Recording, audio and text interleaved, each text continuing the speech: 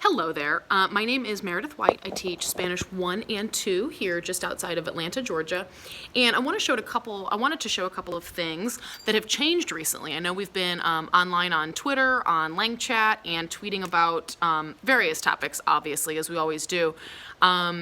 But I know I tweet a lot with a lot of pictures, and then I get a lot of questions about, like, what are those carts in the background, and, like, what are those for? And to be honest with you, the carts, here are said carts, have evolved over time. They used to sit, when I had desks, they used to sit right next to each group of desks, each cluster of 4. But honestly, my classes are too big now to really have 36 of the kind of desks I had. So I have gone desk-free.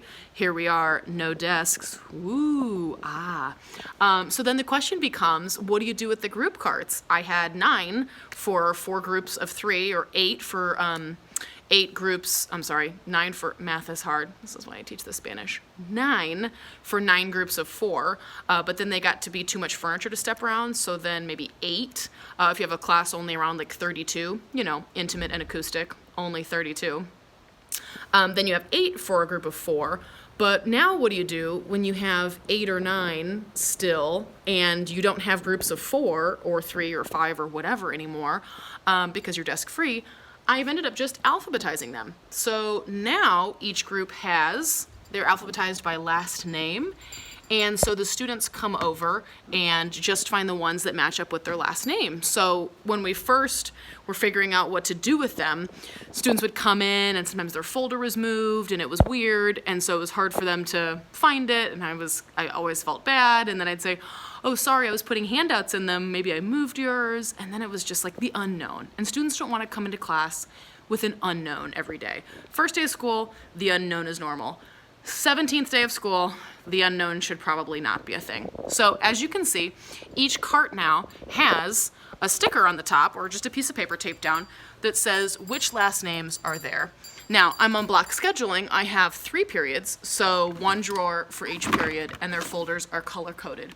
In these folders, they keep everything we've done, and everything is color-coded by unit. So unit 1 was blue, and now unit 2 is green. So right now my students might have like a few white pieces of paper, if something was sort of like neutral, or just like notes, or a manipulative. But even notes are on the color. So next unit will be yellow. And so by then you can say, okay, study everything yellow for an assessment, or, you know, use some of your old blue sheets from unit 1 to prepare. And students go, okay. And they're not like leafing through their folder for forever. The other thing that you see on top here are some QR codes that we use each day. These are my little $2 awesome IKEA frames. And they just pop right in, like with plastic, and so I just print off different QR codes for authentic resources, or really anything I want them to see, maybe in full color or like in video format, so that I don't want to necessarily display for the class. I'd like them to watch it, you know, privately or respond accordingly. And then back to the folders, I forgot, the last thing is I just went ahead and preloaded some of our customized Dominican Republic, some of my study, like travel abroad invitations that I want to give to students individually, but I don't want to be walking around passing them like, you, ooh, not you, you. So I just put them in their folder. Now, inevitably, I'm sure somebody will say it or they'll discuss it, but at least it's not so public. And then I also went ahead and preloaded tomorrow's Senor Wooly handout. So any kind of handouts, if it's nothing like that's stapled or attached, or that you can give to them beforehand, like in a group kind of a way, I just like to put them in the folder. If I make them the day before, I'll just pop them in the folder, and then the first thing they grab tomorrow is their folder. Mine also grab a clipboard, because like I said, we are desk-free, and they get in their folder, and then they open it up, they're like, oh, this must be what we're using today. Okay, cool. And we move on. Once in a while you miss one, but I find that I save a lot of time and energy and effort.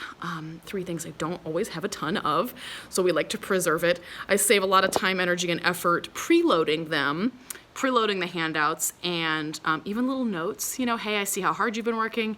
Hey, keep it up. You had a really good day yesterday. Anything that's like private that you don't want to completely expose your students in front of their peers about is usually pretty awesome to put in the folder. So it's kind of almost a little way to have a back and forth, kind of a one-on-one communication without necessarily doing so, you know, verbally. So it's pretty cool, and I thought I'd show.